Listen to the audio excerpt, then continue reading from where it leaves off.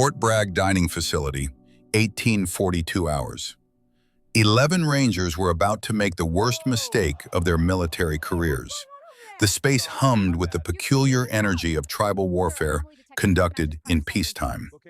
Air Force maintenance crews claimed the tables nearest the windows, their blue uniforms a distinct island in a sea of camouflage.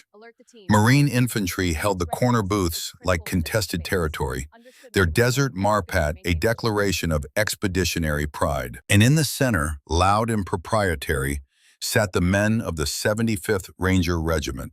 They were lords of this particular domain. Their multicam uniforms bore the scrolls and tabs that separated the merely enlisted from the truly elite. Combat infantry badges gleamed on their chests. Ranger scrolls curved across their shoulders like pieces of Holy Scripture.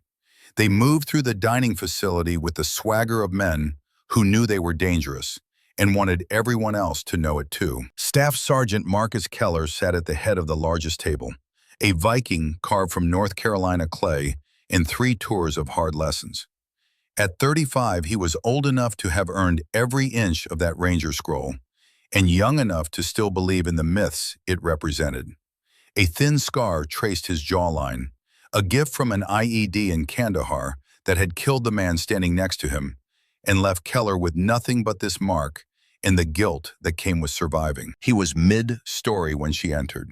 Something about a firefight in the Hindu Kush that had probably been less dramatic in reality than in the retelling. His squad leaned in, listening with the attention of men who'd heard the story before, but knew their role in the ritual. Then the door opened, and a ghost walked in. She was small. That was the first thing anyone would notice.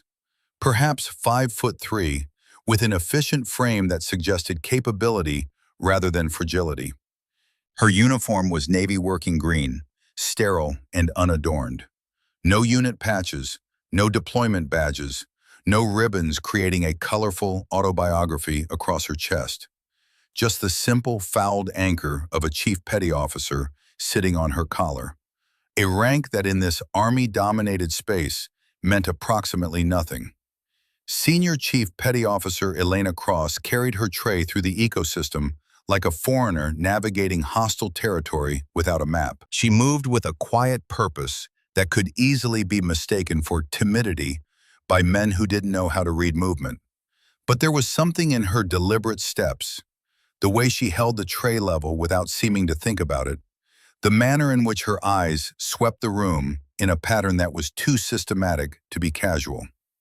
Keller watched her without realizing he was watching. Some predatory instinct, perhaps. Or maybe just the boredom of a man looking for entertainment in the routine of garrison life.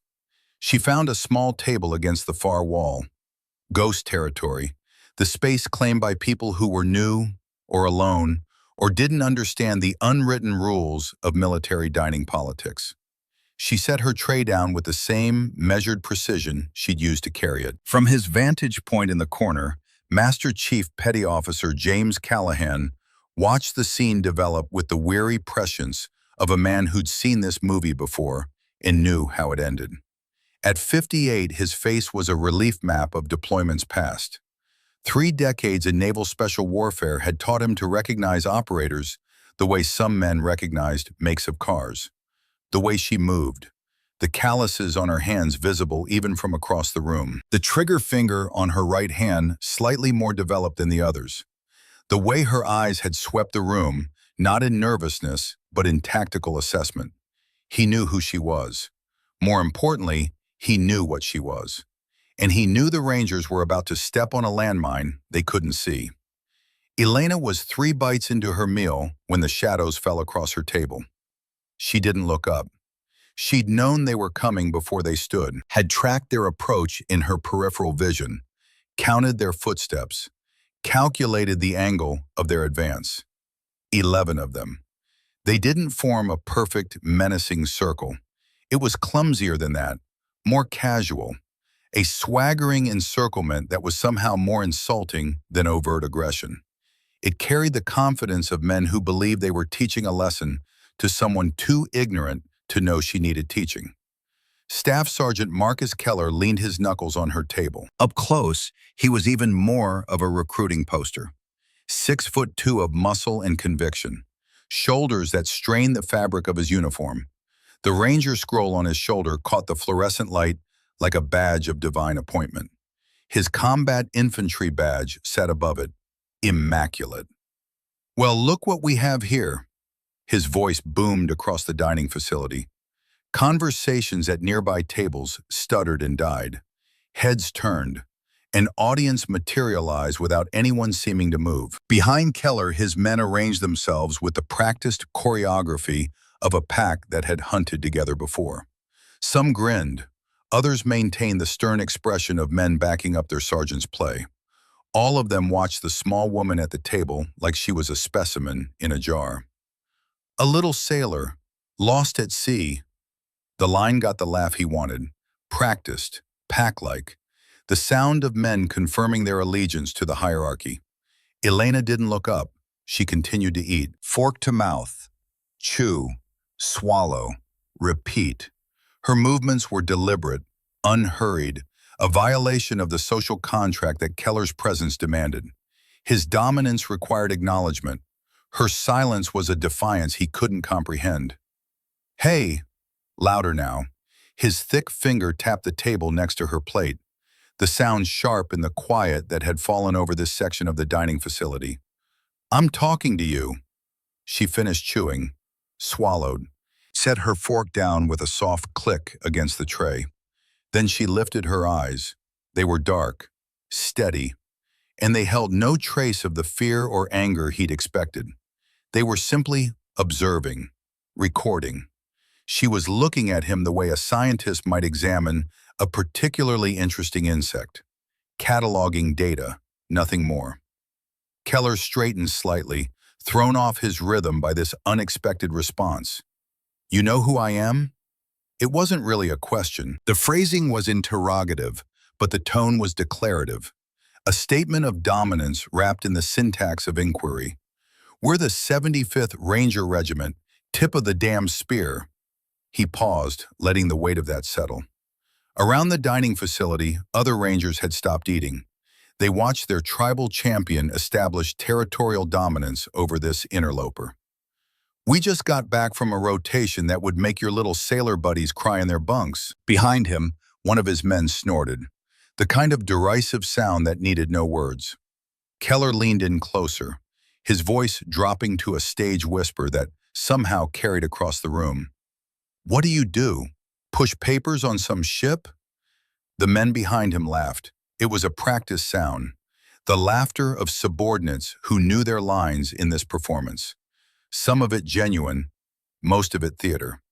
All of it designed to reinforce the pecking order. Elena's gaze flickered over them. One by one, she noted faces, the placement of patches, the casual arrogance in their postures, the way they stood just a little too close, making space feel scarce, making her small table feel even smaller. She counted them. 11, including Keller. She cataloged the information the way she cataloged everything. Data to be stored, analyzed, potentially acted upon. Her eyes returned to Keller. She gave a single, almost imperceptible shake of her head. Not a negation, not really, more of a dismissal. The gesture of someone deciding that a response wasn't worth the energy it would require. It was this, more than anything, that lit the fuse. Keller's face tightened. The smile that had been playing at the corners of his mouth vanished. He was accustomed to fear. At minimum, he expected deference. This serene disinterest was anathema to everything his world had taught him about dominance in submission. "Lost your tongue?" A younger Ranger behind Keller, trying too hard to match his leader's energy, leaned in. "Maybe she doesn't speak Army, Sarge. Probably only knows the difference between port and starboard." More laughter.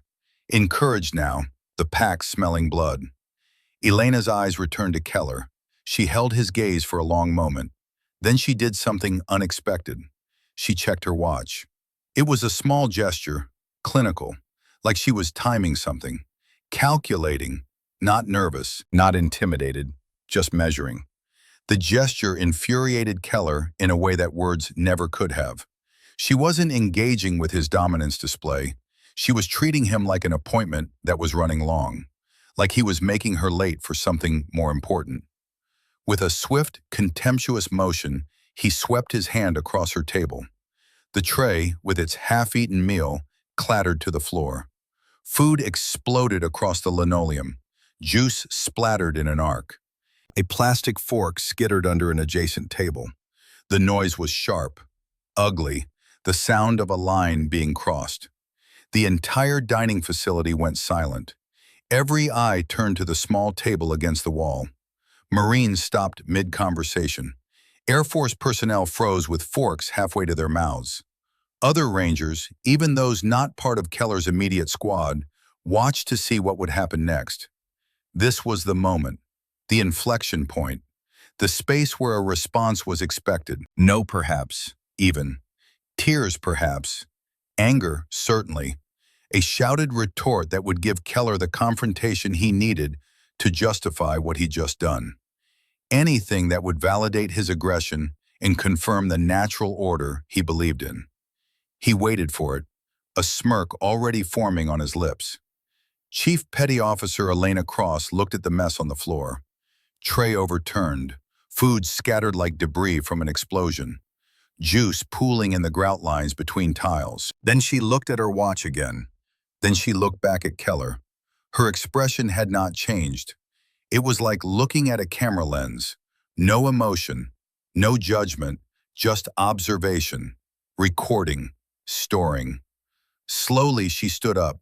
Her chair made a soft scraping sound against the floor, shockingly loud in the silence. She was a full head shorter than him. The physical disparity was almost comical. David and Goliath, if David had been a small woman in a Navy uniform, and Goliath had been a Ranger who just made the worst tactical decision of his military career. She bent down, picked up the fallen tray with movements that were efficient to the point of being mechanical. She didn't look at him, didn't acknowledge the 11 men surrounding her, simply performed the task at hand with the efficiency of someone completing a checklist. She walked past the silent group of soldiers. Her shoulder passed within inches of Keller's arm, but she didn't turn her head, didn't glance up, just walked with that same quiet purpose she'd entered with. She deposited the tray at the cleaning station, placed it on the conveyor with the same care she might have used for sensitive equipment. Then she walked toward the exit. The silence she left behind was heavier than any noise that had preceded it. It had weight, texture, the uncomfortable density of men realizing they just witnessed something they didn't fully understand. Keller's smirk faltered, died. He'd won the confrontation, established dominance, proved his point. But somehow it felt hollow, the victory of a man punching smoke. He'd expected a scene, validation, the confirmation that his power was real because it could provoke a reaction. Instead, he got nothing, just quiet observation and a clean exit. Around the dining facility, the murmuring started up again, but the tone had shifted. It wasn't amusement, it was discomfort. The sound of people not quite sure what they'd just seen, but certain it wasn't what it appeared to be. The Rangers returned to their table. Their laughter came back, but it was a little too loud now, a little too forced. They'd made their point, established territorial dominance, put the Navy in its place. But somehow, inexplicably, they felt like they'd lost. In the corner, Master Chief Callahan slowly shook his head. He picked up his tray, dumped it, and left through a side exit. There was nothing to do now but wait. The machine was in motion. The gears were turning, and Marcus Keller had just activated a sequence he couldn't possibly understand. The walk back to her quarters was short. Elena Cross moved through the evening air of Fort Bragg with the same measured precision she brought to everything. The base was settling into its twilight routine. Formations dismissed. Soldiers heading to the PX or the gym or their own quarters to collapse and pretend they weren't thinking about home. She reached her building, climbed the stairs, unlocked her door. The room was Spartan in the way that only military quarters could be.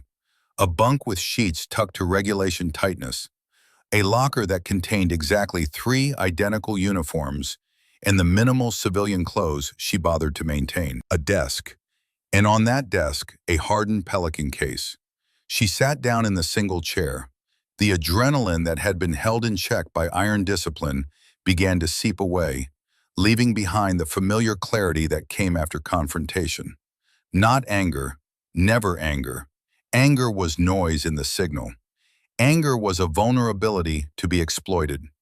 This was something else, something colder, more useful. She opened the Pelican case. Inside, nestled in custom-cut foam, was a suite of electronics that hummed with quiet, potent energy. A matte black laptop, its casing non-reflective, bearing no logos or manufacturer marks.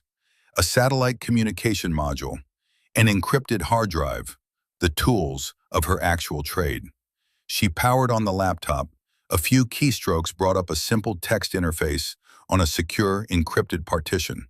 The screen's glow was the only light in the room now. It painted her face in pale blue, turned her features into a study of shadow and determination.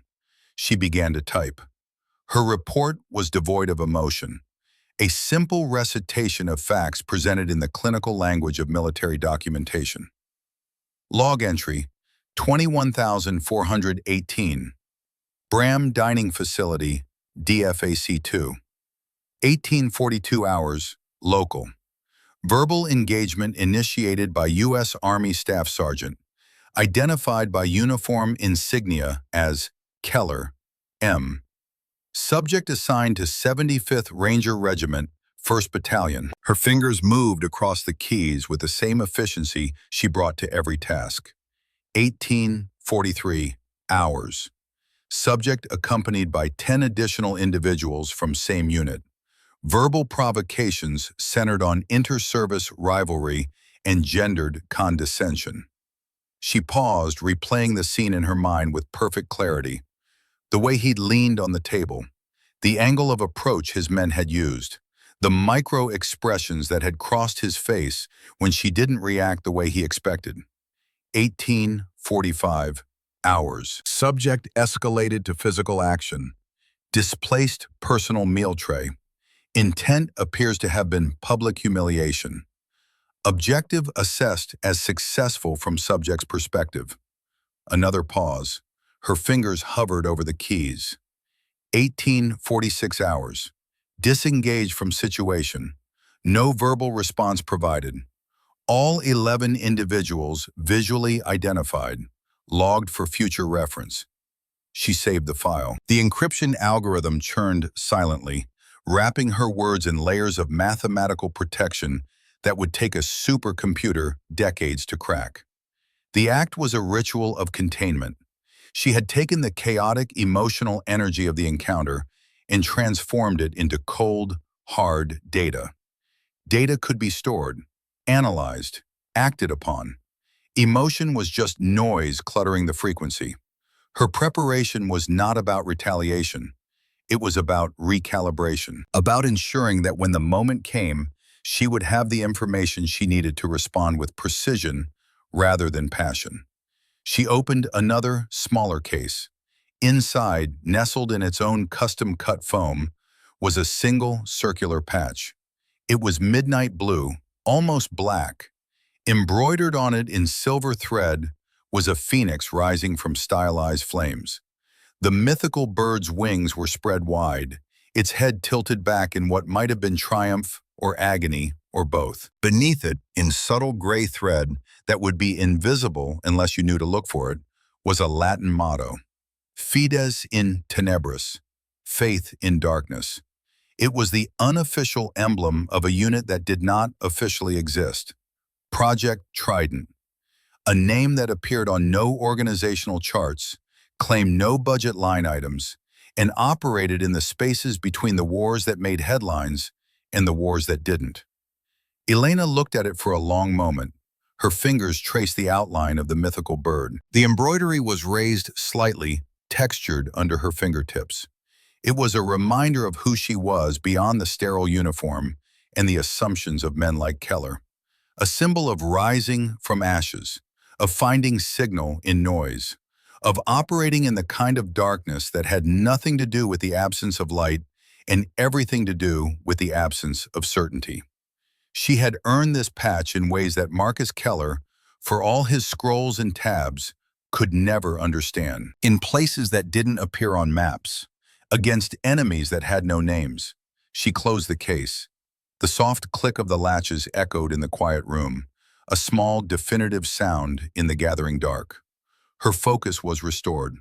Her mission here was clear. She was at Fort Bragg to assess the base's electronic warfare vulnerabilities, to probe the defenses, to find the gaps in the armor, to write the report that would either validate their systems or expose their fatal flaws. The human element, she noted internally, was proving to be the most significant vulnerability of all. The next morning arrived with the particular quality of light that only military bases seem to produce. Something about the flat architecture and the wide spaces between buildings created a harshness to the dawn that felt appropriate to the enterprise of organized violence. Master Chief Petty Officer James Callahan found her in the anechoic chamber of the Signals Intelligence Building. The space was designed to absorb radio frequencies, preventing any external interference from contaminating the sensitive equipment housed within. It was like standing inside a giant foam-lined coffin. Sound behaved strangely here. Voices died before they could echo. Elena was calibrating a complex antenna array, her hands moving over the equipment with the confidence of someone who understood it at a molecular level. A laptop sat open beside her, displaying scrolling code that would have been meaningless to anyone without her specific expertise. Callahan was a relic from a different navy, a time before computers had dominated warfare, when signals intelligence meant Morse code and radio direction finding rather than quantum encryption and satellite intercepts. But he'd adapted, survived, learned, and in the process, he'd become one of the few people on the planet who understood what Project Trident actually did.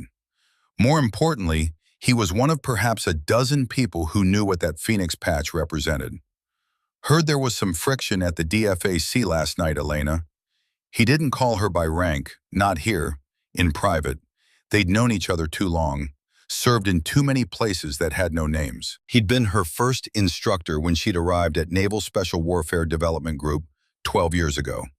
Had watched her transform from a promising signals analyst into something far more dangerous. His voice was a low rumble, weathered by decades of shouting over helicopter rotors and radio static. Elena didn't turn from the antenna she was calibrating. Her hands continued their work, making minute adjustments to the positioning elements. "Situation is being monitored, Master Chief." Her tone was even, clinical, the same voice she'd used to report equipment status or weather conditions. Callahan nodded, though she couldn't see it. He understood her language. Monitored meant documented. It meant she was in control of the response, whatever that response would ultimately be. It meant he didn't need to intervene because she was already 3 steps ahead of whatever game was being played. "Keller's a peacock." He said it flatly, a simple statement of observed fact. All feathers, but a peacock with a ranger tab is still a problem in certain contexts. Elena made a final adjustment to the antenna, checked the readings on her laptop. Satisfied, she straightened and finally turned to face him. "All data is useful, Master Chief." The corner of Callahan's mouth twitched. Not quite a smile, just an acknowledgement that he'd taught her well. And that was the end of the conversation. He knew better than to push, knew better than to offer advice she didn't need or protection she wouldn't want. She was a weapon he'd helped forge. Now all he could do was trust that he'd done the job right. He gave her a single paternal nod and left her to her work. The anechoic foam swallowed the sound of his footsteps before he'd taken 3 steps.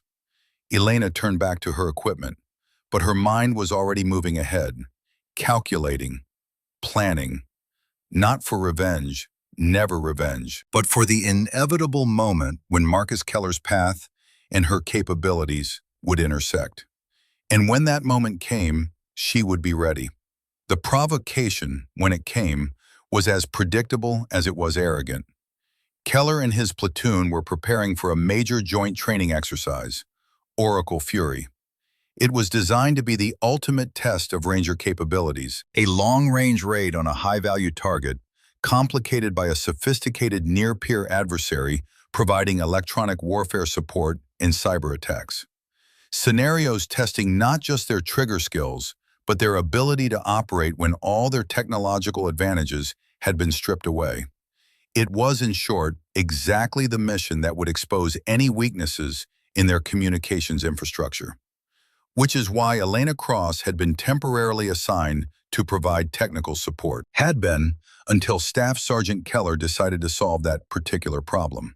She found out about it in the motor pool, where she was interfacing with the communication suite on a command and control vehicle. The vehicle was essentially a mobile operations center, packed with enough radio equipment and computer systems to coordinate a small war. She had a diagnostic probe connected to a data port, her tablet displaying scrolling lines of code as she assessed the vehicle's signal shielding and frequency security. The sun was climbing toward noon, turning the motor pool into a griddle. Heat shimmered off the pavement. The smell of diesel and hot metal hung in the air. Keller approached with two of his men flanking him. His swagger was back, amplified by the perceived victory in the dining hall. He'd established dominance, put the Navy in its place. Now he could afford to be magnanimous, or at least he could afford to pretend at magnanimity while really just twisting the knife. Well, the mighty Navy's here to polish the antennas. He drawled the words, letting them carry across the motor pool. A few other soldiers looked up from their work. An audience was always important. He walked closer, his eyes on the tablet in her hands. The screen displayed complex signal analysis, frequency maps, encryption protocols. To him, it probably looked like incomprehensible squiggles. "Hey, little sailor, think you can get our comms up for the big show? We need our radios to be extra loud and clear so we can call for air support." He paused, letting the implication hang. The Rangers didn't need air support. The Rangers were the support that got called. The suggestion that they might need saving was its own form of insult. Or is that too much for the Navy's finest paper pusher? He reached out and plucked the tablet from her hands. It was a flagrant breach of protocol. You didn't touch another operator's sensitive equipment. Period. It violated a dozen different security regulations and about 1,000 unwritten rules of professional conduct. But Keller wasn't thinking about protocol. He was thinking about dominance, about reinforcing yesterday's lesson, about making sure this little Navy chief understood her place in the hierarchy. He pretended to study the screen, his brow furrowing in exaggerated confusion. "Lots of squiggly lines here. You sure you know what you're doing?" Elena's hand, the one that had been holding the device, remained in the air for a fraction of a second, suspended in the space where the tablet had been. Then she slowly lowered it to her side. Her eyes were fixed on his face. "That is classified diagnostic equipment, Staff Sergeant." Her voice was flat, without inflection, but the use of his full rank was a subtle blade, a reminder that ranks existed, that protocols mattered, that he was currently violating both. Keller laughed and tossed the tablet back to her. She caught it effortlessly, her hands moving with reflexes that came from training most people would never understand. "Classified, right. Relax, Chief." He emphasized the rank with just enough edge to make it sound like an insult. "We're all on the same team here, just making sure the support staff is up to snuff for the real operators." He leaned in closer, his voice dropping to a conspiratorial whisper that his men could still hear. "You got a problem with my methods, Chief? You feeling uncooperative again?" He was baiting her, manufacturing a confrontation he could report, creating the paper trail he needed to justify what he was about to do. Elena said nothing, just held his gaze with those dark, steady eyes that gave away absolutely nothing. Keller straightened, a satisfied smirk on his face. He'd gotten what he came for, Another non-response he could spin as insubordination. Another data point in his narrative of the uncooperative Navy technician who couldn't handle working with real soldiers. He walked away, his men following, laughing, already composing the story they'd tell later. Elena stood in the motor pool heat, tablet in hand, and watched them go. Then she calmly disconnected her diagnostic probe, packed her equipment, and returned to her workspace. By 1400 hours, the formal complaint had been filed.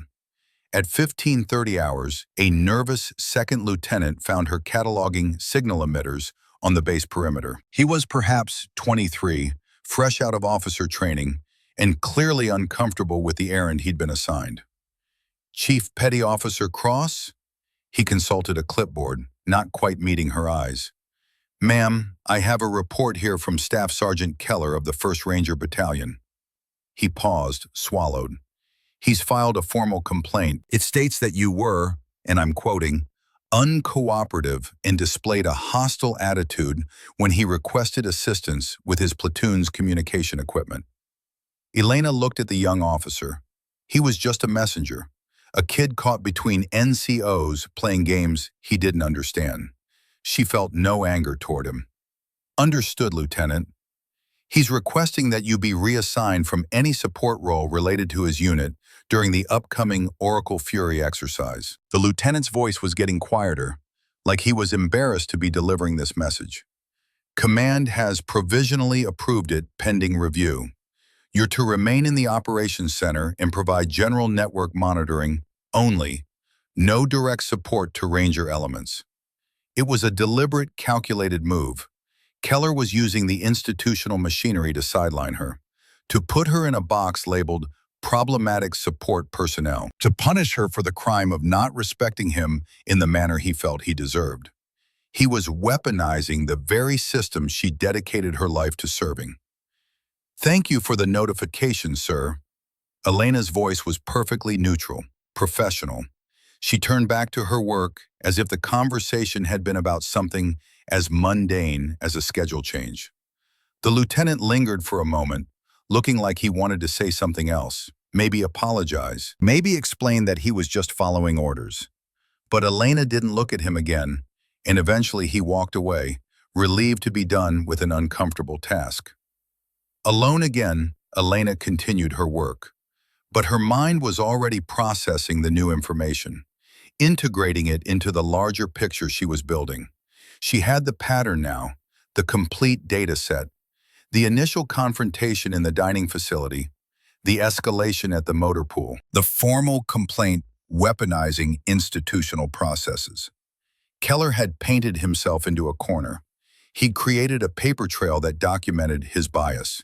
He'd manufactured a conflict where none needed to exist. And most importantly, he'd removed the one person on this base who could save him from what was coming. That night, Elena sat in her quarters and opened the encrypted files for Exercise Oracle Fury. The scenario was complex, detailed. A sophisticated enemy force equipped with cutting-edge electronic warfare capabilities, threats that could blind and deafen an entire unit, turning their technological advantages into liabilities. As she read through the technical specifications, a small, cold smile touched her lips.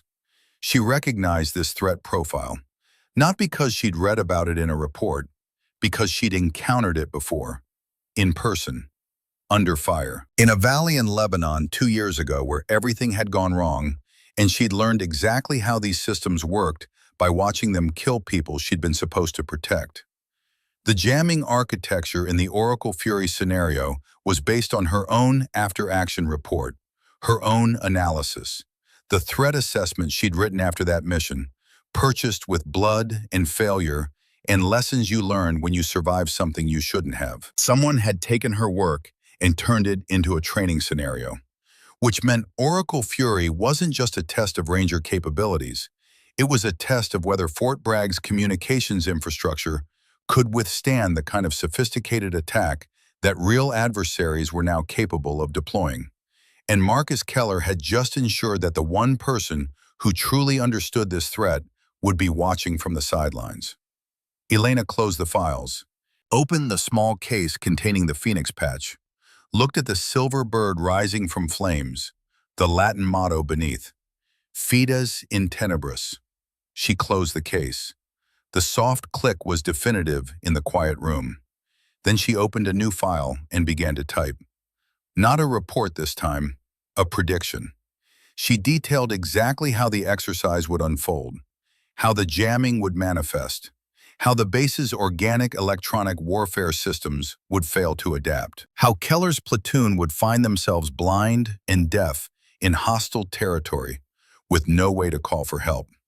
She documented the vulnerabilities she'd already identified in Fort Bragg's communications architecture, the gaps in their defensive posture, the assumptions built into their systems that a sophisticated adversary could exploit. And she outlined in precise technical detail exactly how she would defeat the threat if she were given the opportunity. When she was finished, she encrypted the file and saved it with a timestamp. Then she went to bed, not because she was tired, but because there was nothing left to do but wait. The machine was in motion now. The gears were turning.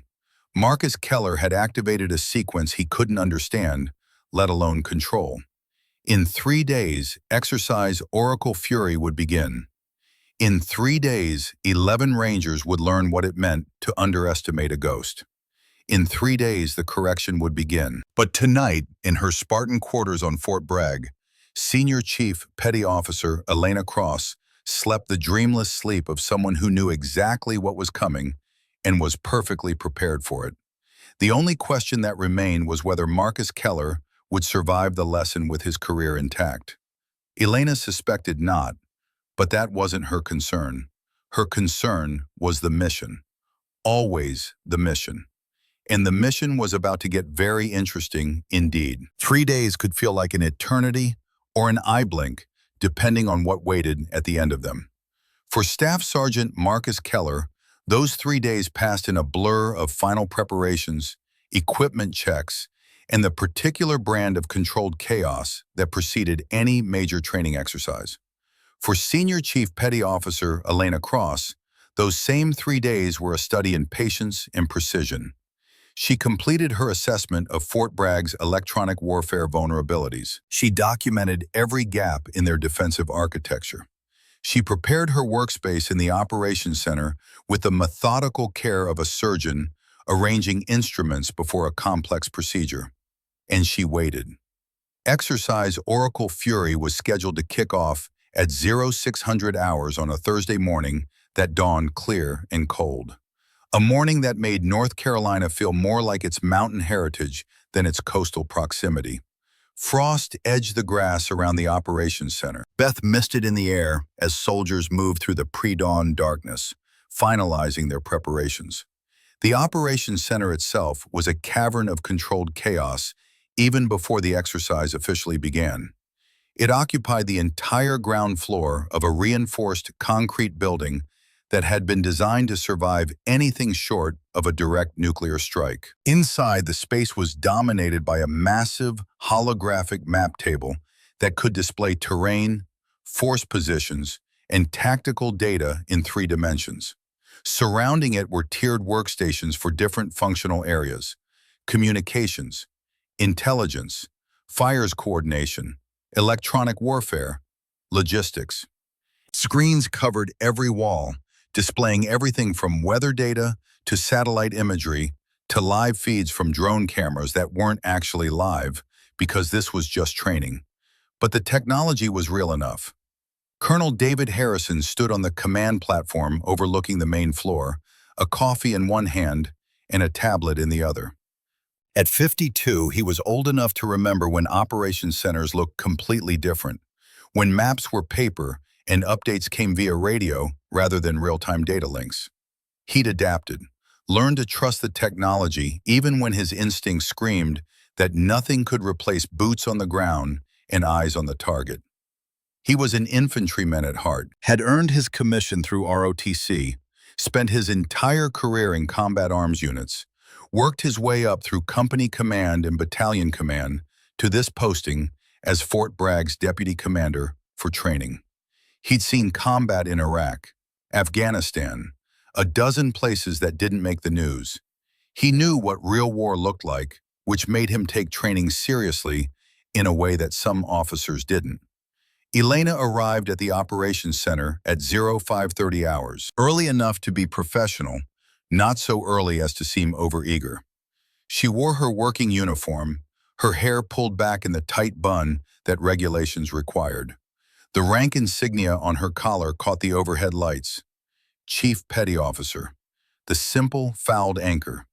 Not the star that should have been there, denoting Senior Chief, because that promotion hadn't been officially presented yet. Administrative delays, bureaucratic friction, the normal dysfunction of a military that moved faster in combat than it did in peacetime. She made her way to the auxiliary station where she'd been assigned. It was tucked in a corner, away from the main action. A single workstation with access to the network monitoring systems, but not much else. A position you'd give to someone you wanted present, but not involved. Visible, but not valuable. Exactly where Keller had wanted her. She sat down, logged into her terminal, began running basic network diagnostics that were part of her assigned monitoring duties. To anyone watching, she was simply doing her job. A competent technician performing routine tasks. But on a secondary screen, one angled away from casual observation, she had pulled up a spectral analyzer that nobody had told her to access. This system displayed the raw electromagnetic spectrum, showing every radio frequency transmission happening within range of Fort Bragg's sensor array. It was data in its most primitive form, unprocessed, unfiltered, just the pure signal environment rendered as a cascading waterfall of colors representing different frequencies and power levels. Most people found it incomprehensible, a blizzard of visual noise. To Elena, it was a language she spoke fluently. At 600 hours precisely, Exercise Oracle Fury officially began. On the holographic map table, blue icons representing Keller's Ranger platoon appeared at their insertion point. 12 men total, including Keller. They'd been flown in by helicopter to a drop-off point 30 kilometers from their objective, inserted under the cover of darkness that was now giving way to dawn. Their mission was straightforward on paper. Infiltrate to a target compound. Neutralize or capture a high-value individual. Exfiltrate before enemy quick reaction forces could respond. Standard Special Operations raid profile. The complication was the opposing force, played by a dedicated training unit equipped with the kind of sophisticated technology that near-peer adversaries actually possessed, including electronic warfare capabilities that could blind, deafen, and confuse even the most advanced units. Raider 6, this is Warhorse 6, radio check. Colonel Harrison's voice came through the speakers mounted around the operations center. Calm, professional. The voice of a commander who'd done this 1,000 times. Warhorse 6, Raider 6, good copy. All systems green, beginning movement to phase line Alpha. Keller's voice was confident, steady. Whatever else he might be, the man was a competent tactical leader. His Rangers began moving across the terrain, their blue icons creeping across the holographic display with the deliberate pace of professionals who knew how to balance speed with security. The first hour passed smoothly, too smoothly, Elena thought. She watched the spectral display, noting the patterns of friendly communications. The Rangers were using standard encrypted radios, frequency hopping across a predetermined pattern. Nothing sophisticated, but adequate for training purposes. The opposing force wasn't transmitting yet. They were waiting, watching, letting the Rangers get deeper into the kill zone before springing the trap. At 0710 hours, Keller's platoon reached phase line Bravo, the halfway point to their objective. They'd made good time, moved tactically, everything by the book. Warhorse 6, Raider 6, phase line Bravo, continuing mission. Roger, Raider 6, no change to intel picture. Target compound shows normal activity. Around the operations center, Officers and senior NCOs monitored their respective areas of responsibility. The atmosphere was focused but relaxed. This was training, controlled, predictable. Elena's eyes never left her spectral analyzer. At 0742 hours, she saw the first anomaly. It was subtle, a brief spike in the background noise level across multiple frequency bands, lasting less than a second. Most people would have dismissed it as atmospheric interference or a glitch in the sensor array. Elena knew better. She opened a secondary analysis window, isolating that moment, running it through pattern recognition algorithms that existed in her head more than in any software. There, a handshake, two nodes synchronizing their clocks, preparing to coordinate their transmissions. The digital equivalent of two soldiers checking their watches before executing a coordinated ambush. The trap was about to spring. At 0748 hours, the world ended for Marcus Keller and his Rangers. The change was instantaneous and absolute. One moment they had crystal clear communications, GPS tracking, and full situational awareness. The next moment, they had nothing. Static erupted across every frequency simultaneously. Not the random static of interference, but something more aggressive, more intelligent. A wall of noise that seemed to anticipate and counter every attempt to find a clear channel. In the operations center, the effect was equally dramatic. Warning klaxons began to wail. Red alerts cascaded across multiple screens. The communications officer, a young captain who'd been looking confident 30 seconds ago, began shouting updates that were really just descriptions of catastrophe. Loss of signal with radar element. All frequencies compromised. Attempting alternate channels.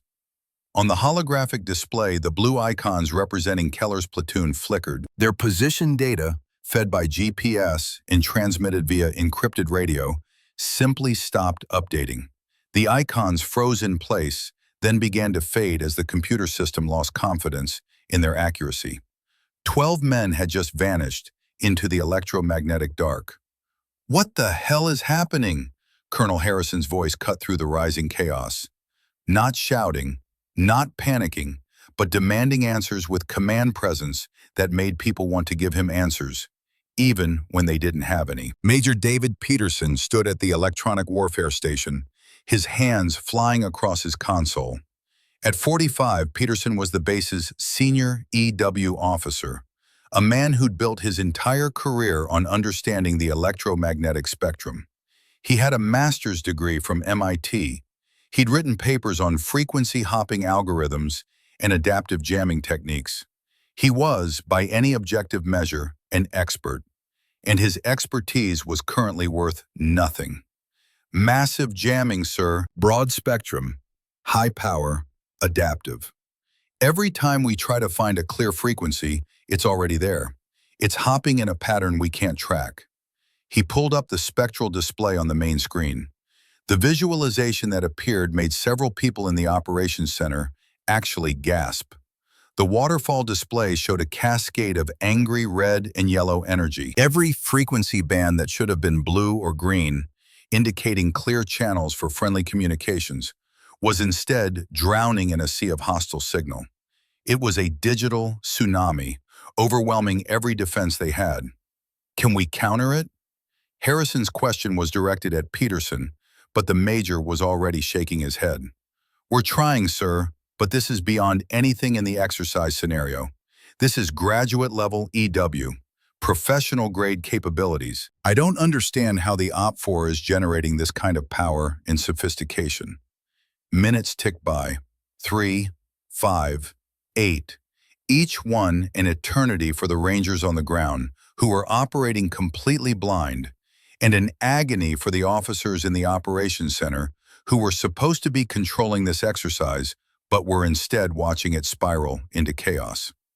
At 0757 hours, a brief transmission broke through. It came on a high-frequency emergency channel, a last-ditch backup that required line of sight in manual operation.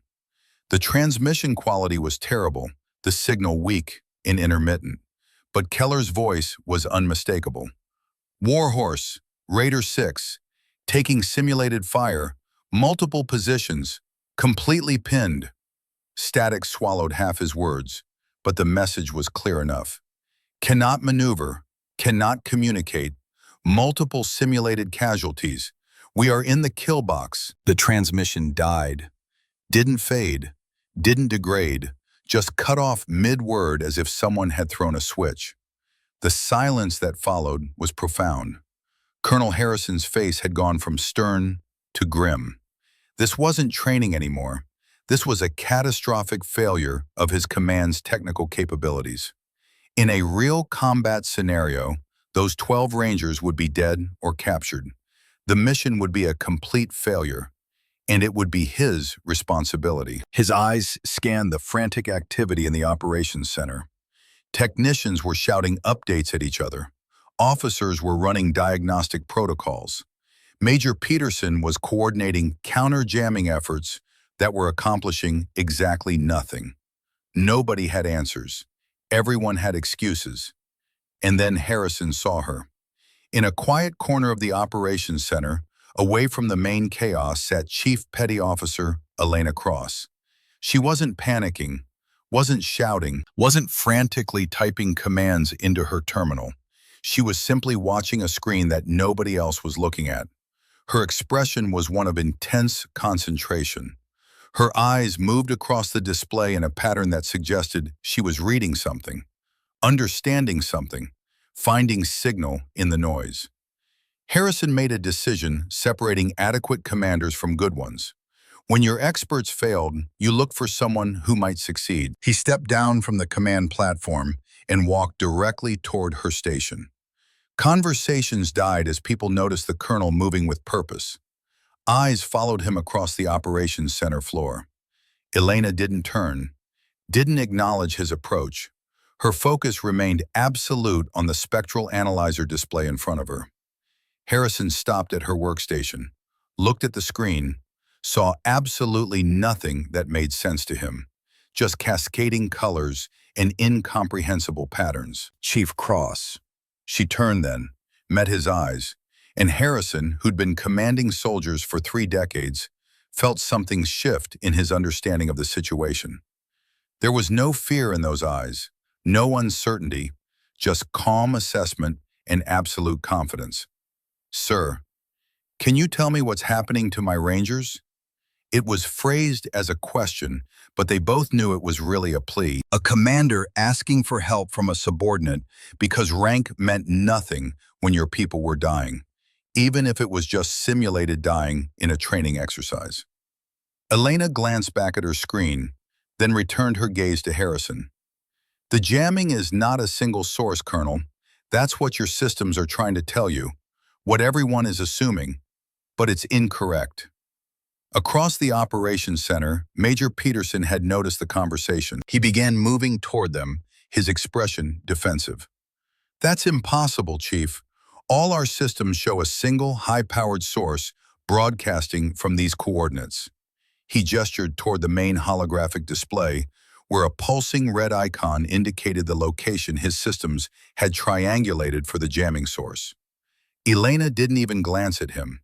Her attention remained fixed on Colonel Harrison. "Your systems are analyzing the symptoms, sir, not the architecture.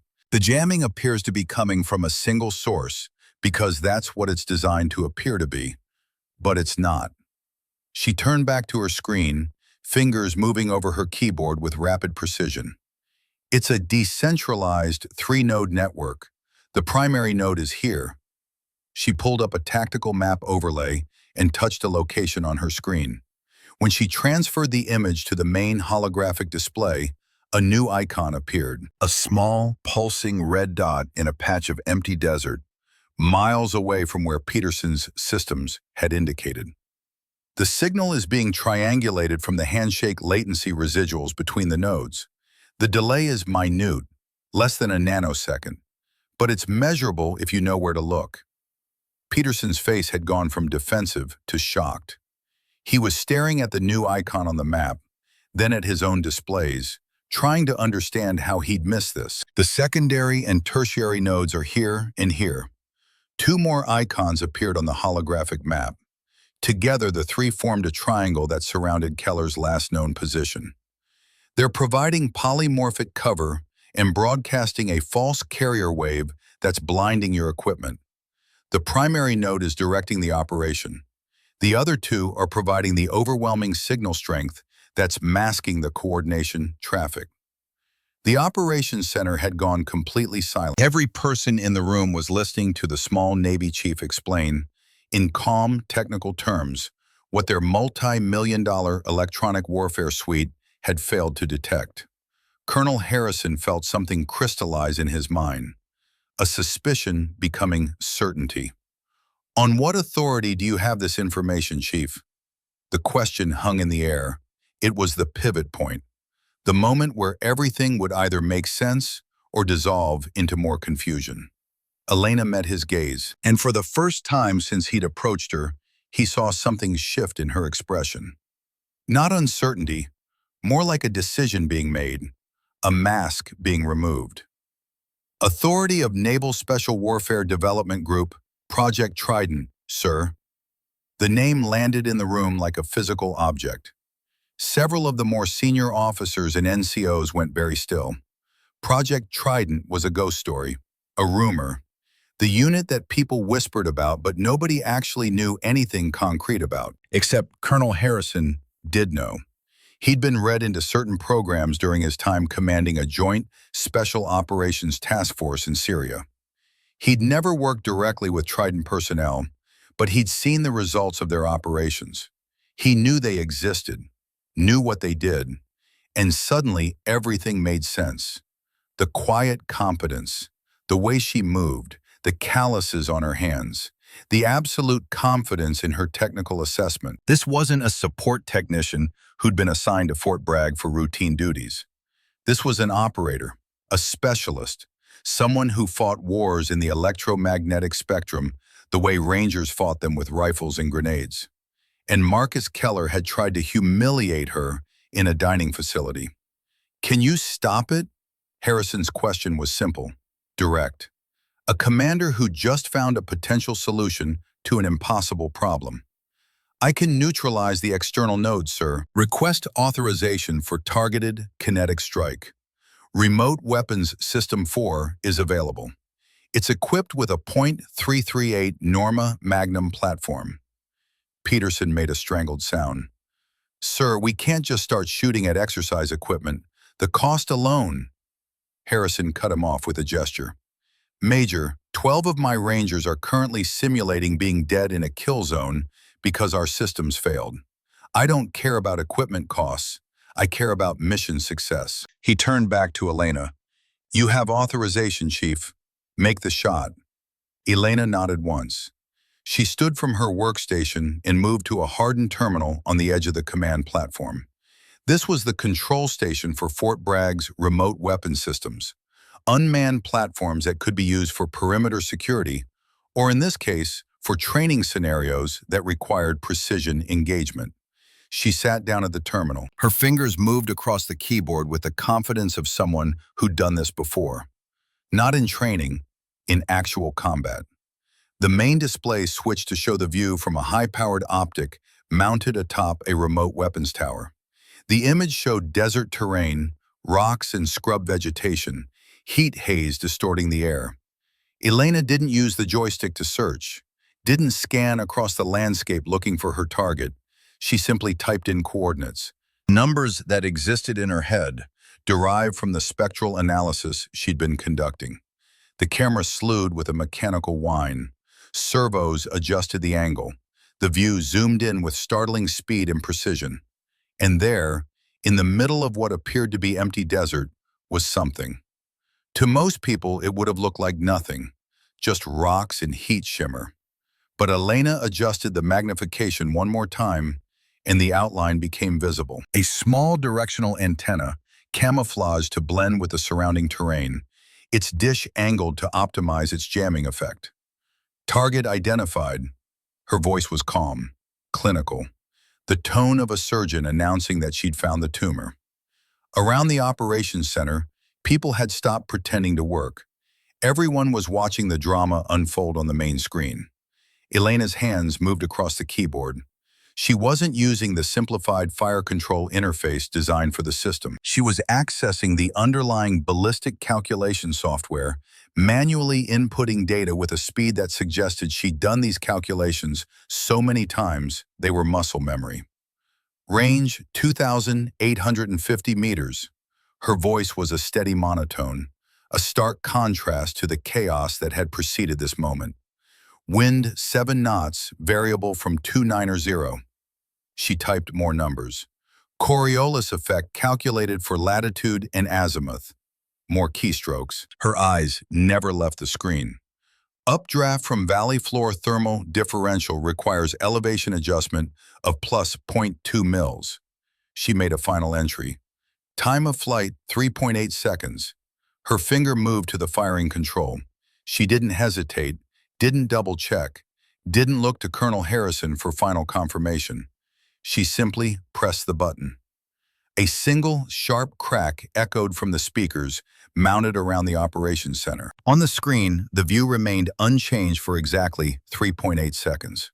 The desert sat still and quiet under the morning sun. Then a tiny puff of dust erupted precisely where the camouflaged antenna had been. A brief shimmer in the air, visible only because they were looking for it. The flicker of electronics shattering under kinetic impact. And then, nothing. In the operations center, the effect was instantaneous and absolute. The wall of red and yellow on the spectral display vanished. Not gradually, not in stages. It simply disappeared, as if someone had thrown a switch. The waterfall returned to its normal pattern of blues and greens, showing the electromagnetic spectrum as it should be. Clear, navigable, friendly. The static that had been roaring from every speaker cut off, replaced by the clean hiss of an open channel. And then, crystal clear and absolutely unmistakable, Marcus Keller's voice burst through. "All stations, this is Raider 6. We have comms. All channels clear. What the hell just happened?" There was confusion in his voice, but also relief. The relief of a man who'd been drowning and had just broken the surface.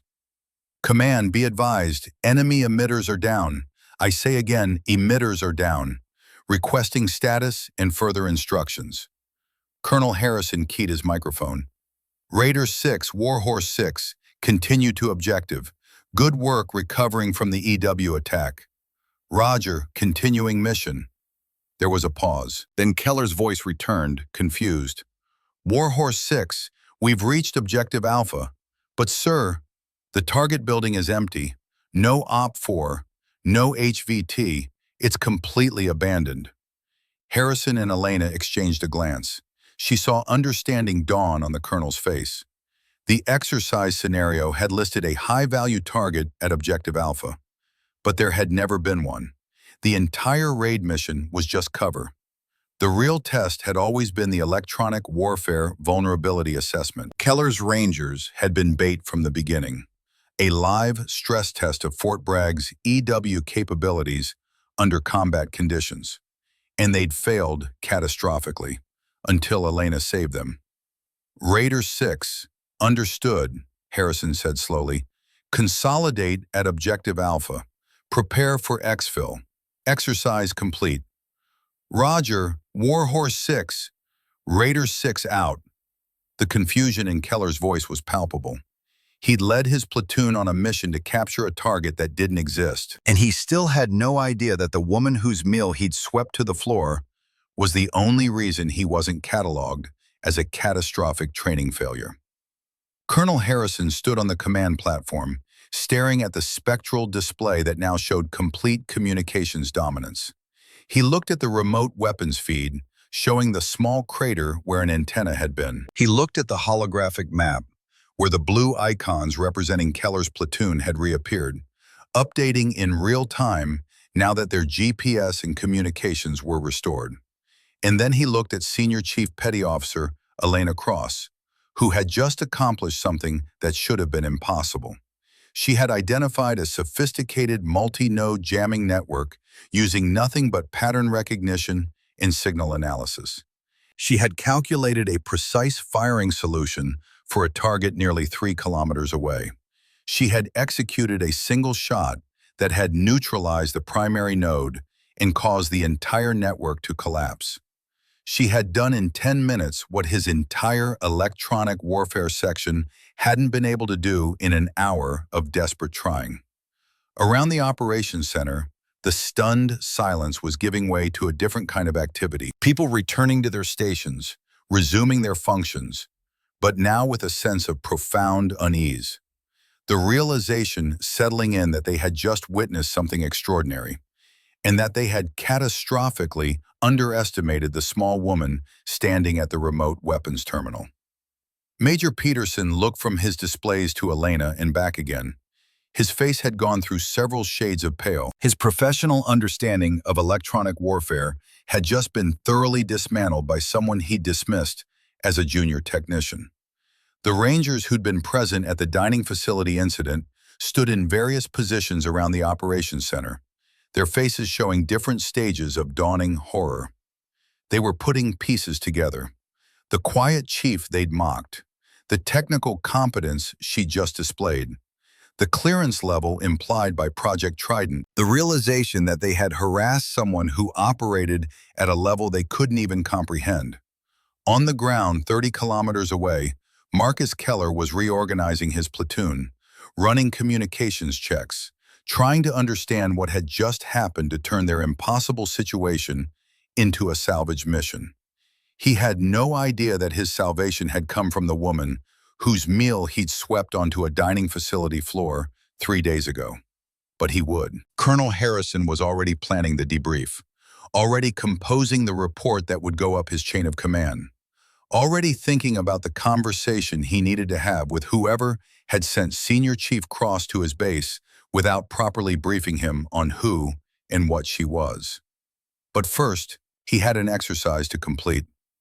Raider 6, Warhorse 6, continue mission. Enemy EW threat has been neutralized. You are cleared to proceed to objective. Roger, Warhorse 6, continuing mission. Raider 6, out. The professionalism was back in Keller's voice, the confidence. He was back in his element, leading his Rangers toward their target, the crisis already being compartmentalized and filed away for later analysis.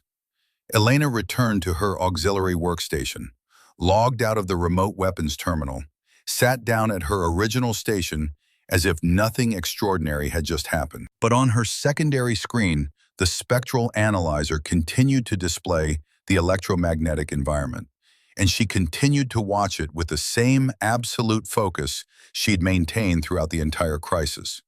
Because her mission wasn't complete, not yet. She'd identified the vulnerability, demonstrated the solution, proven that Fort Bragg's organic electronic warfare capabilities were inadequate against sophisticated threats.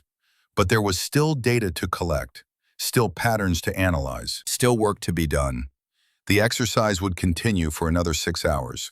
Keller's Rangers would successfully reach their objective, conduct their raid, and exfiltrate. It would be counted as a successful mission, with the asterisk that they'd required outside intervention to overcome the EW threat. But the real story, the real lesson, wouldn't be apparent until the after-action review, when everyone would gather to discuss what had happened, when the truth about Elena Cross would be revealed not just to Colonel Harrison, but to everyone who'd been in that dining facility, when Marcus Keller would finally understand the magnitude of his mistake. Elena checked her watch, calculated timelines, made mental notes for her final report. In the corner of her workstation, almost invisible unless you knew to look for it, sat the small case containing the Phoenix patch. Fides in tenebris, faith in darkness. She'd operated in darkness before, in places where the lights went out and stayed out, where the only thing you could trust was your training and your team and your absolute refusal to quit. This was different. This was darkness of a different kind. The darkness of being underestimated, dismissed, treated as less than. But the principle was the same. Have faith, do the work, let the results speak. The correction had begun, but it wasn't complete, not yet. The sun had set and risen again before the formal debrief was convened.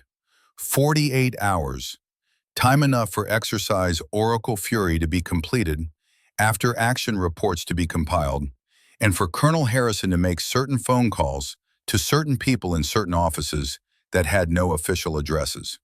The main conference room at Fort Bragg was designed for exactly this kind of gathering. Long table, high-backed chairs, American flag in the corner, secure communications terminal on the wall. Windows that were actually reinforced, blast-resistant panels designed to survive anything short of artillery fire. It was 0900 hours on a Saturday morning when they assembled. Colonel Harrison sat at the head of the table, his uniform pressed to razor sharpness, his expression carved from granite. To his right sat Master Chief Callahan, present as the senior Naval Special Warfare representative on base. The old sailor's weathered face was carefully neutral, but there was something in his eyes, not quite satisfaction, more like the look of a man watching a play he'd seen before and knowing exactly how it ended. Major Peterson occupied a chair further down, looking like a man who'd spent the last 2 days reassessing every assumption he'd ever made about his field of expertise. His technical reports sat in front of him, meticulously prepared, professionally presented, and utterly damning in their conclusions. And then there were the Rangers. Staff Sergeant Marcus Keller stood at attention near the back wall, his uniform immaculate, his bearing military correct. But the confidence that had defined him 3 days ago was gone, replaced by something harder to read. Uncertainty, perhaps, or the beginning of understanding. Behind him stood 10 more Rangers, the same 10 who'd surrounded a small table in the dining facility, who'd laughed when their sergeant had swept a tray to the floor, who'd thought they were teaching a lesson to someone who needed to learn her place. They stood now with the rigid posture of men who knew they were in serious trouble, but didn't yet understand the full scope of it. At the far end of the table sat Chief Petty Officer Elena Cross. Her posture was relaxed, not slouching, but not the rigid formality of the Rangers behind her. She'd positioned herself where she could see everyone in the room without turning her head. Old habits from operating in environments where situational awareness meant survival. On the wall, the video teleconference screen was active.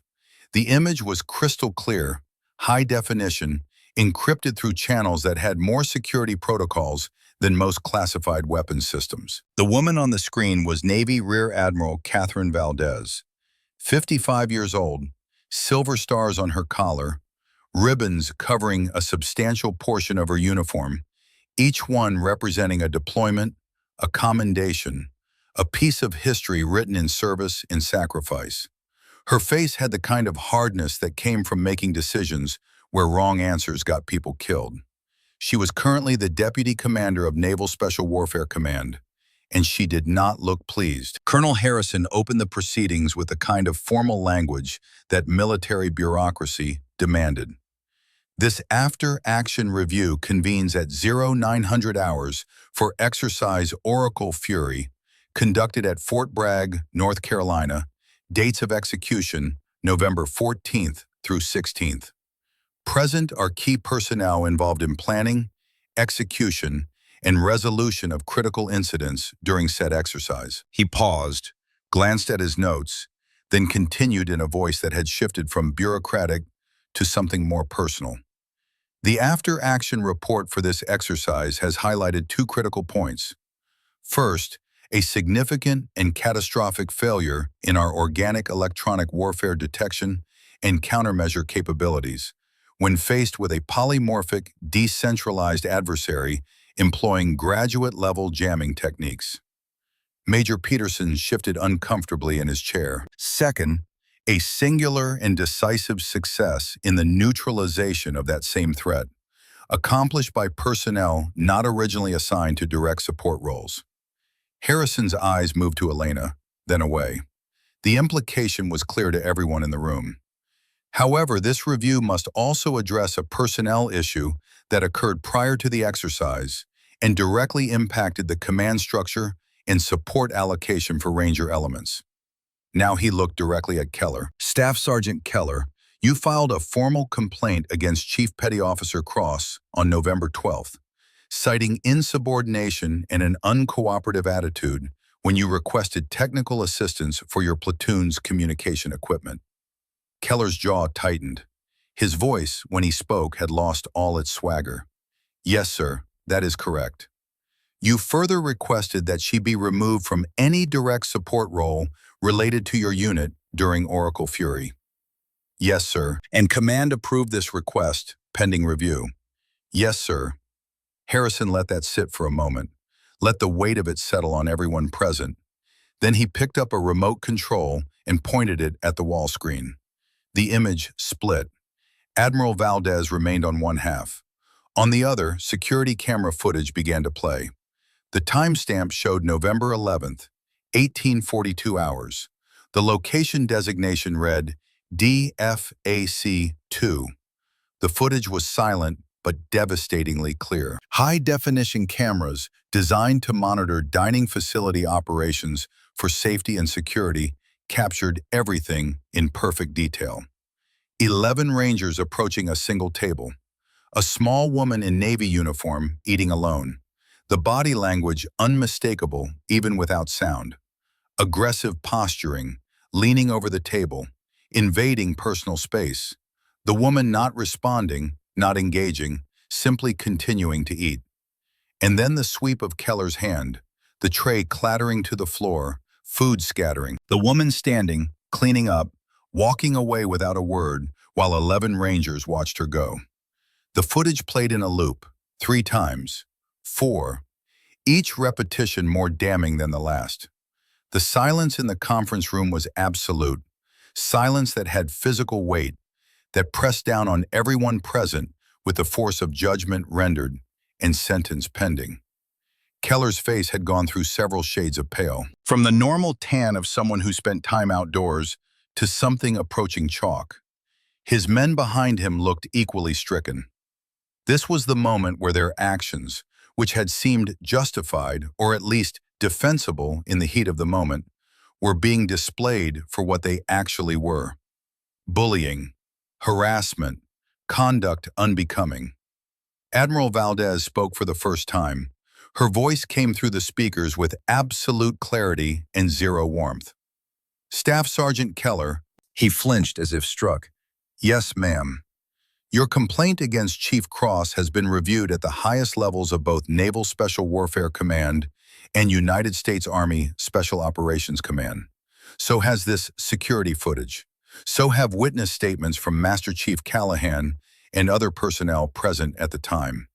She paused, and in that pause was the weight of an institution preparing to bring its full power to bear. You and the 10 men standing behind you will be facing non-judicial punishment hearings under Article 15 of the Uniform Code of Military Justice.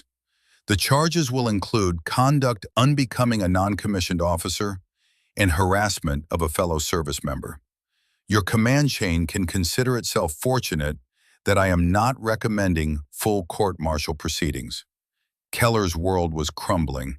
Elena could see it in the micro-expressions crossing his face. The realization that his career, which he'd built through years of hard service and harder training, was now hanging by a thread. One of the younger Rangers behind him made a sound. Not quite a sob, not quite a gasp, just the noise of someone realizing they'd made a catastrophic mistake. Admiral Valdez wasn't finished. Let me provide some context that you and your men seem to be so profoundly lacking. She leaned forward slightly, her face filling more of the screen. The woman you chose to harass is not a clerk. She is not a support technician. She is not any of the things you assume she was, based on her rank insignia and her quiet demeanor. Elena sat perfectly still. Her expression hadn't changed, but something in her posture suggested she knew what was coming and had made peace with it. She is Senior Chief Petty Officer Elena Cross, the lead technical analyst and senior field operator for Naval Special Warfare Development Group's Project Trident. The name landed like a bomb. For those who recognized it, the implications were staggering. For those who didn't, the tone in Admiral Valdez's voice made clear that this was significant. For those of you who do not know, Project Trident is our most advanced research and development directorate for command and control, intelligence systems, unconventional warfare, and signals intelligence. It exists to solve problems that conventional units cannot solve, to develop capabilities that do not yet exist, to operate in the spaces where technology and combat intersect in ways that most people cannot even imagine. She glanced down at something off-screen, then back up. Senior Chief Cross has more successful high-threat combat deployments than your entire platoon combined, Staff Sergeant. 47 separate missions across 12 years of service. Syria, Iraq, Afghanistan, Lebanon, Yemen, and a dozen other locations that remain classified and will remain classified for the next 25 years. Keller was staring at Elena now, really seeing her for the first time. The calluses on her hands, the way she sat, the absolute stillness that came from someone who'd learned to wait in hostile territory where movement meant death. The jamming signature you encountered during Oracle Fury was based on a hostile system that Senior Chief Cross personally located and dismantled under fire in the Bekaa Valley 2 years ago. The only reason anyone on this base knew how to defeat it is because she was the one who wrote the original threat analysis after that mission. She purchased that knowledge with blood and fire and combat experience that most operators never accumulate in entire careers. Admiral Valdez paused, letting that information settle. She was at Fort Bragg conducting a quiet, technical evaluation to assess this command's signal vulnerabilities. An evaluation that, thanks to your deplorable behavior, has been made profoundly and embarrassingly insightful. Colonel Harrison shifted in his seat. This was news to him as well. He'd known she was Trident. He hadn't known the evaluation was quiet, hadn't known she was essentially conducting a red team assessment of his base's capabilities. You did not see a paper pusher, Staff Sergeant Keller. You saw the one person on this continent who could save you from your own incompetence and the inadequacy of your supporting systems. And you tried to humiliate her. You tried to break her. You used institutional processes to sideline her. The Admiral's voice had dropped to something quieter but infinitely more dangerous. And when your inadequacy put you and your men in a simulated kill zone with no way out, she saved you anyway. Not because you deserved it, but because that is what professionals do. The silence that followed was the sound of careers ending and legends being born, of men realizing they'd stepped on something they couldn't see and had been shown mercy they didn't deserve. Colonel Harrison stood. The movement drew every eye in the room. He walked around the table until he stood directly in front of Elena's chair. Senior Chief Cross, on your feet. She stood, smoothly, efficiently, the same way she did everything. With a solemnity usually reserved for the most important ceremonies, Harrison reached out and carefully detached the fouled anchor insignia from her collar. The simple Chief Petty Officer anchor, the rank that Keller had dismissed as meaningless. Then Harrison reached into his pocket and produced a different insignia. It was the same fouled anchor, but mounted on top of it was a silver star. The rank of Senior Chief Petty Officer, E8, 2 full ranks above what Keller had thought she was. The promotion board results were expedited by Naval Special Warfare Command 6 months ago, Senior Chief. My apologies for the delay in its presentation. Administrative oversight on our part. He carefully pinned the new rank onto her collar. His movements were precise, respectful, taking care not to damage the fabric of her uniform. Then he did something that sealed the moment in the memory of everyone present. He took one step back, squared his shoulders, and rendered a slow, perfect salute to the enlisted woman before him. An Army colonel saluting a Navy senior chief was unusual enough to be noteworthy, but Harrison wasn't just going through motions. This was genuine respect, recognition of capability, acknowledgement that rank was just a number, and what mattered was what you could do when everything went to hell. Master Chief Callahan, His weathered face creased with pride, brought his own hand up in a crisp salute. His movements had the precision of 30 years of practice and the weight of genuine affection for the operator he'd helped train. Major Peterson stood and saluted. His face showed humility, gratitude, the expression of a man who'd been shown his own limitations and was grateful to have learned the lesson in training rather than combat.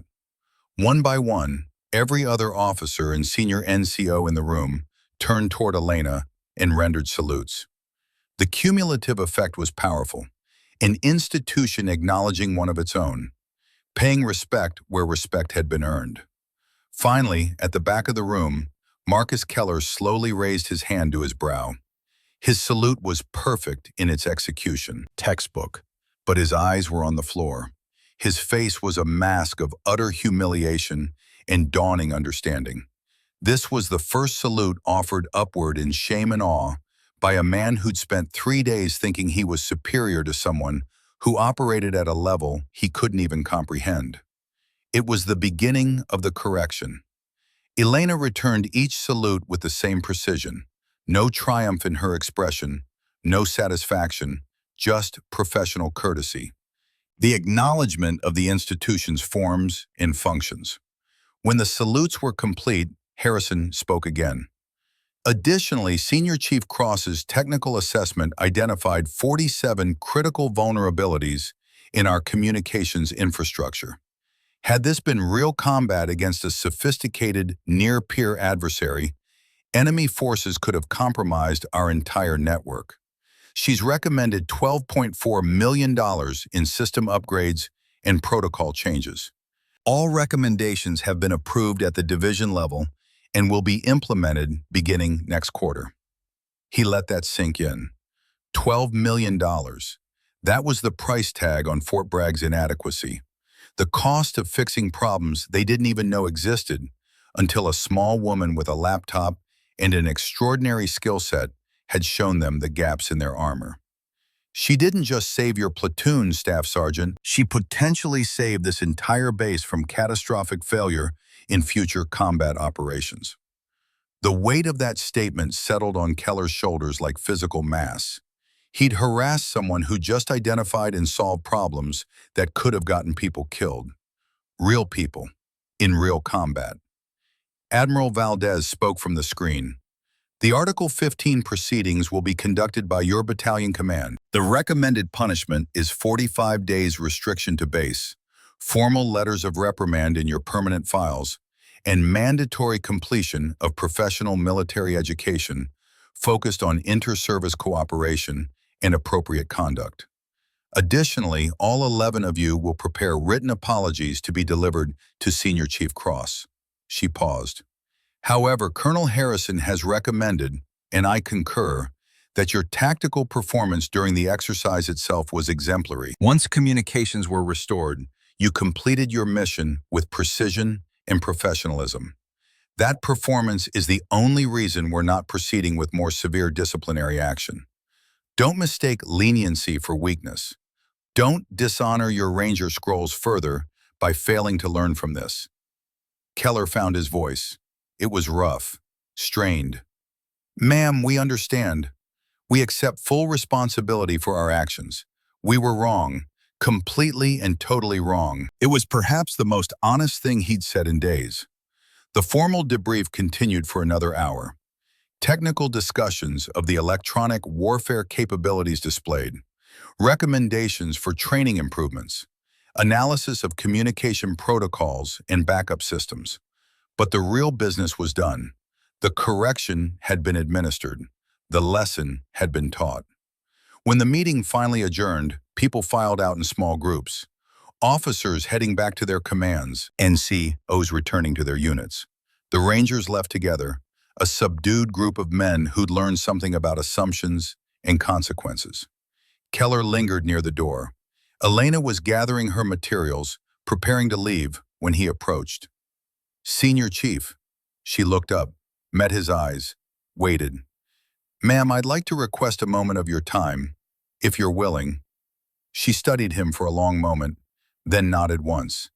They walked outside together. The November morning was crisp, the sky that particular shade of blue that North Carolina produced in late autumn. They moved away from the building, away from listening ears, until they stood in a space that felt private despite being on a military installation filled with thousands of people. Keller struggled to find words. Finally, he just spoke from the heart. "Senior Chief, I have no excuse for my behavior. None. I was arrogant and stupid, and I let my ego drive me to do something that was unforgivable." He paused, swallowed. "I saw the after-action report, the one from Baca Valley. I read about Lieutenant Morrison, about what happened there." Elena's expression didn't change, but something flickered in her eyes. "I lost half my squad in Kandahar 2 years ago. IED that I should have spotted. I was on point. It should have been me who died. But it wasn't. They did. And I've been carrying that guilt ever since." His voice was rough with emotion he'd kept bottled up. "I've been hiding behind the Ranger Scroll, using the aggression and the bravado to cover the fact that I feel like a fraud, that I survived when better men didn't. And I took that out on you because you were quiet, and I mistook that for weakness." He met her eyes fully now. "You showed me what real strength looks like. Silent, competent, humble. You saved us. You saved me, not because we deserved it, but because that's what professionals do." Elena was quiet for a long moment. When she spoke, her voice was soft but firm. "Survivor's guilt doesn't give you permission to hurt others, Sergeant. Your men who died would be ashamed to see what you did to me in that dining facility." Keller flinched. The words hit harder than a physical blow. "But they'd be proud of how you led your squad under impossible conditions during the exercise, how you kept them together when everything went dark. That's the leader they would want you to be." She paused. "Your men look up to you. You have influence over them. Be worthy of that. Honor your fallen by being better, not louder. By lifting others up instead of tearing them down." Keller nodded. There were tears in his eyes now, and he didn't bother hiding them. "Thank you, Senior Chief, for the lesson and for saving us. I'll spend the rest of my career trying to be worthy of the second chance you gave me." He extended his hand, a peace offering, a request for forgiveness he knew he might not deserve. Elena looked at the offered hand, then she took it. Her grip was firm, final. "Make sure you do, Sergeant." They shook once, and then Keller walked away. His shoulders were straighter than they'd been in the conference room, like a weight had been lifted. Or maybe like he'd finally acknowledged the weight he'd been carrying and could now figure out how to bear it properly. Elena watched him go. Then she turned to find a young female soldier approaching tentatively. Private First Class Sarah Mitchell, 22 years old. She'd been working in the operations center during the exercise, had witnessed everything. "Senior Chief Cross?" Elena turned to her, waited. "Ma'am, I was in the dining facility that night. I saw what they did to you, and I've wanted to be in the military my whole life. But sometimes it's hard being a woman in this environment. The assumptions people make, the things they say." She paused, gathering courage. "Watching you this week, how you handled everything, what you accomplished, you showed me something I needed to see, that I don't have to be loud to be strong, that competence speaks for itself." Elena studied the young private, saw something of herself a decade ago, raw potential wrapped in uncertainty. "Then learn this, Private. Respect is earned through competence, not demanded through rank. Stay invisible until the moment you absolutely cannot be ignored. Then let your work speak louder than any words could." Sarah nodded, absorbing this like gospel. "Will I ever see you again, ma'am?" Elena's expression softened slightly, the closest thing to a smile. "Ghosts don't leave forwarding addresses, Private, but keep that fire. The military needs more women who refuse to be invisible when it matters." Sarah came to attention and rendered a perfect salute. Elena returned it with equal precision. Then the young private walked away, her bearing subtly different, straighter, more confident, carrying with her a lesson that would shape her career. That evening, Elena packed her gear in the Spartan quarters that had been her home for the past 2 weeks. The Pelican cases were loaded with methodical care, electronics wrapped and secured, classified materials encrypted and prepared for transport. Master Chief Callahan appeared at her door one final time. He leaned against the frame, watching her work with the expression of someone saying goodbye to a favorite student. They're rewriting the entire theater's electronic warfare doctrine based on your report, you know. Not just Fort Bragg, Third Army, SOCOM, the whole enterprise. Elena continued packing, but she was listening. Keller and his boys have their 45 days of restriction, but the cultural change is going to last a lot longer. 1st Ranger Battalion is implementing a complete overhaul of their inter-service cooperation training, using your case as the primary example. He paused. You shook the tree pretty hard, Elena. She picked up the small case containing the Phoenix patch, opened it, looked at the silver bird rising from embroidered flames, the motto beneath it, Fides in Tenebris. She had operated in darkness, had maintained faith when everything had gone wrong, had risen from the ashes of humiliation to demonstrate exactly what she was capable of. She closed the case, placed it carefully in her bag. Then she looked at Callahan. Her dark eyes held his with the same steady gaze that had so unnerved Marcus Keller. The vulnerability was identified, Master Chief. The process was validated. The system proved capable of correction when properly motivated. He understood. It had never been about revenge, never about proving herself to men whose opinions didn't matter. It had been about ensuring the system worked, that the institution she dedicated her life to protecting was sound, from the integrity of its networks to the integrity of its leaders. Where to next? Syria, high-value target, heavy electronic warfare environment. Threat assessment? The corner of her mouth quirked, not quite a smile. Impossible odds. Your specialty. My specialty. She closed the final latch on her gear. Everything packed, everything secure, ready to move to the next mission, the next impossible problem waiting for a quiet solution. As she passed Callahan, he put a hand gently on her shoulder. You taught them something they won't forget, Senior Chief. Every Ranger who graduates Fort Bragg from now on is going to learn your story, about respecting the quiet professionals, about never judging capability by appearance. She paused for just a fraction of a second. Her gaze went distant, already focused on the next horizon. She gave a small, final nod, the only acknowledgement she would ever need or offer. Correction was achieved. 6 months later, a Ranger training classroom at Fort Bragg hummed with the attention of 30 new graduates. They were fresh-faced, eager, still learning what it meant to wear the scroll they'd earned through blood and sweat in the crucible of selection. Staff Sergeant Marcus Keller stood at the front of the room. His bearing was different now. Still professional, still competent, but the arrogance was gone, replaced by something harder and more valuable. Humility born of lessons learned the hard way. On the screen behind him was a photograph, a woman in Navy uniform, her face obscured by shadow and distance, just enough visible to suggest her small stature and quiet bearing.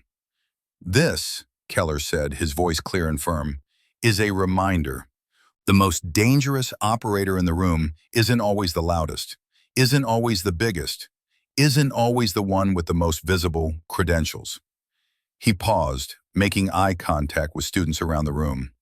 This operator saved my entire platoon during a training exercise when our systems failed and we were completely blind.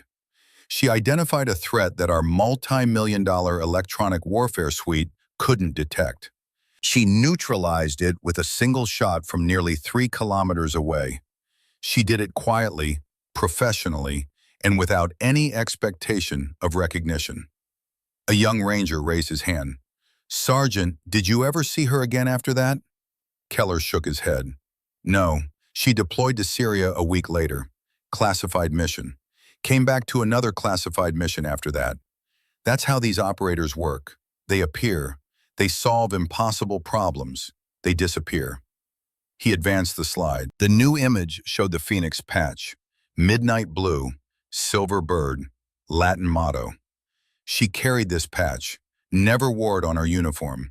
It's the unofficial emblem of Naval Special Warfare Development Group's Project Trident, one of the most classified units in the special operations community.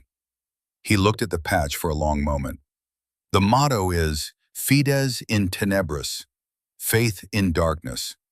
It means operating when you can't see the outcome, maintaining discipline when everything's going wrong, having faith in your training and your team and your mission. He turned back to his students. I learned more from her in 1 week than I'd learned in the previous 5 years. I learned that respect isn't demanded, it's earned. That competence speaks louder than rank or tabs or scrolls. That the quiet professionals are often the most dangerous because they have nothing to prove to anyone. He advanced to the final slide. It showed just text. Real warriors don't announce themselves, they just are. Keller let that sit for a moment. Remember this lesson, carry it with you, and if you ever encounter someone who seems quiet or unassuming or easy to dismiss, remember that you might be looking at someone who operates at a level you can't even comprehend. Show respect, stay humble, and never, ever mistake silence for weakness. The class sat in absorbed silence, learning a lesson that couldn't be taught from a manual, only from lived experience and honest reflection. Somewhere over the Mediterranean, a C-130 transport aircraft cruised at 30,000 feet. In the cargo bay, among pallets of equipment and a small contingent of special operations personnel, sat Senior Chief Petty Officer Elena Cross. She wore no name tape, no unit insignia, just the basic uniform and the rank on her collar. Her gear was packed in anonymous cases. Her presence was barely acknowledged by the other passengers who knew better than to ask questions about people who traveled on these flights. She had a tablet open, reviewing intelligence reports for the mission ahead. A target in northern Syria, high value, heavily protected, and surrounded by electronic warfare systems designed to make conventional approaches impossible. Her kind of problem. On her gear, barely visible, was the Phoenix patch, rising from flames, maintaining faith in darkness. She would arrive in country in 4 hours. The mission would launch in 6. She would operate in complete darkness, in hostile territory, against an enemy that didn't know she was coming. And when it was done, she would disappear again, back into the shadows, ready for the next impossible task. Because that's what ghosts did. They appeared when needed. They solved problems nobody else could solve. They taught lessons to those willing to learn. And then they vanished, leaving behind only stories and the hope that the lessons would be remembered. The aircraft droned on through the night sky, carrying operators to war, carrying ghosts to do the work that needed doing. In a classroom at Fort Bragg, young Rangers learned about the quiet professional who'd saved their predecessors. In motor pools and operations centers across the base, sergeants told the story of the woman who'd made fools of men, who thought rank mattered more than capability. The lesson spread, the culture shifted, and 30,000 feet above the Mediterranean, Elena Cross opened her eyes, checked her watch. 4 hours to insertion. She reached into her gear and touched the Phoenix patch one last time. Fides in tenebris, faith in darkness, always.